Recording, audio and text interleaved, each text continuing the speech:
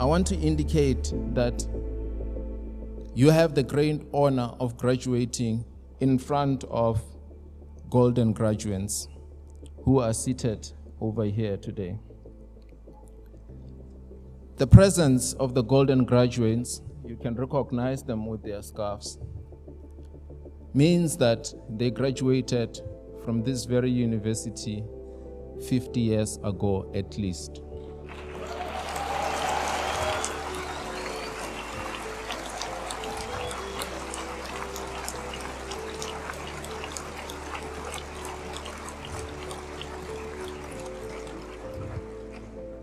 Their presence demonstrates the long journey you have to travel ahead of you, but also one other thing that I think is very important is the commitment to UCT.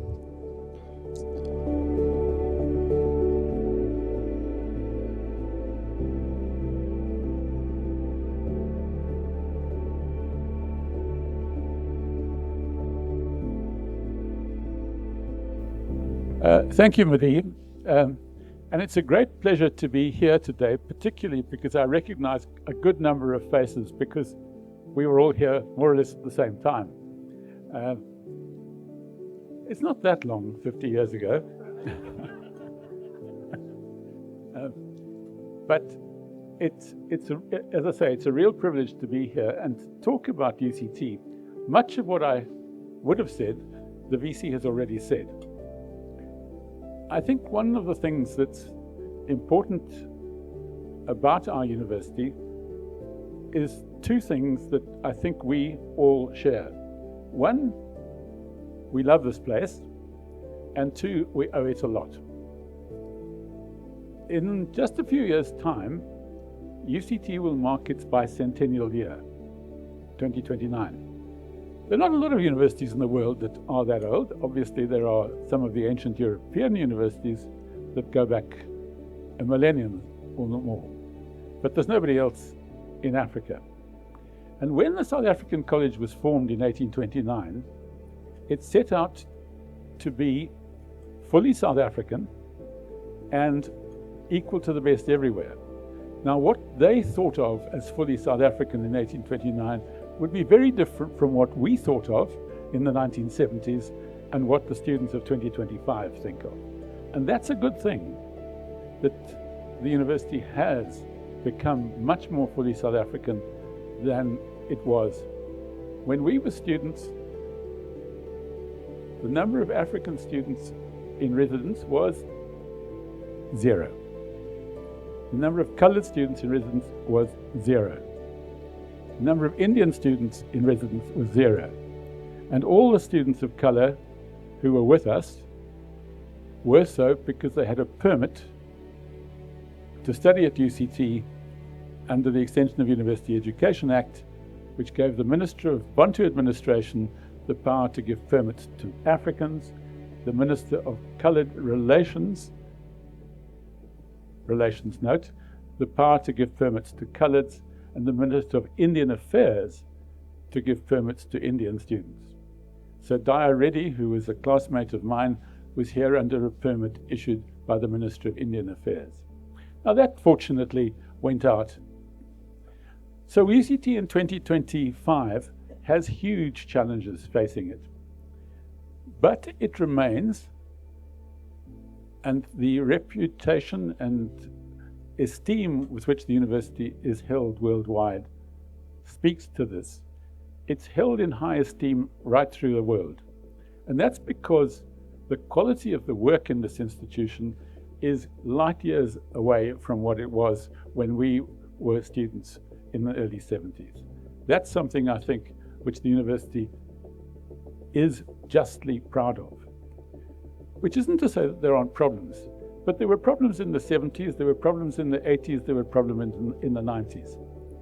Now I've been foisted, I suppose is an appropriate term, with having to run the Legacy Society, and it was foisted on me by Stuart Saunders, whom the VC's already spoken of. Of course, in 1970, when I arrived as a first-year student, he wasn't even Professor of Medicine. That happened in 71, as those in medicine will remember. and became Vice-Chancellor 10 years later. We worked, and I was privileged in this respect, we worked very closely until he retired in 1996, and we remained very good friends afterwards. But he established the Legacy Society because he thought it was important that all members of the university should see what responsibility they could take in creating a legacy for the future. And so the Legacy Society is a virtual society of people, some known and some not known to us, who have decided to make provision for the university for general or for specific purposes in their wills. And that's the message I want to leave with you, because as we go to the year 2029 for our 200th anniversary, it's really important that the university's endowments start keeping pace with the demands that the university needs for them. So that's the real purpose of me being asked to talk to you.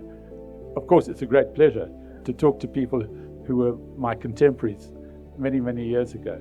I've been privileged to remain part of the university in some way or other ever since. That has been a great pleasure and a great privilege. But of course, all of us as graduates remain part of the university, and I hope for all of you that's a pleasure and a privilege too. So be rest assured of one thing, and this is one of the things where UCT really should be saying a little bit more about its success than it has done.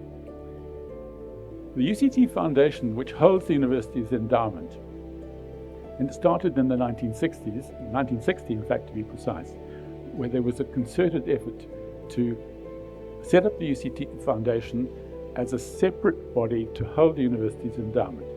It has run the investment program extremely well, and it has meant that the capital for all the bequests, designated or undesignated, have grown very, very substantially over that 70-year period, nearly 70-year period.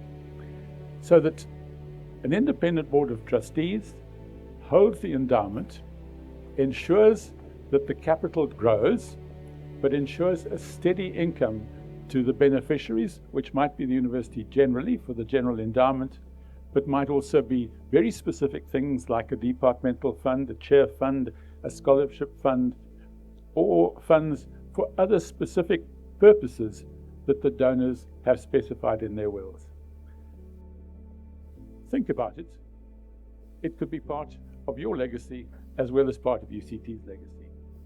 But above all, this is an opportunity to celebrate our debt to UCT and our love for it.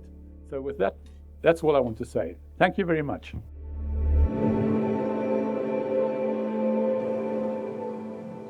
I want to congratulate you once again.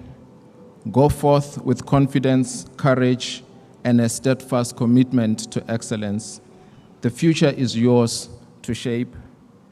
And remember, you will always be UCT. Thank you. Together, we are UCT.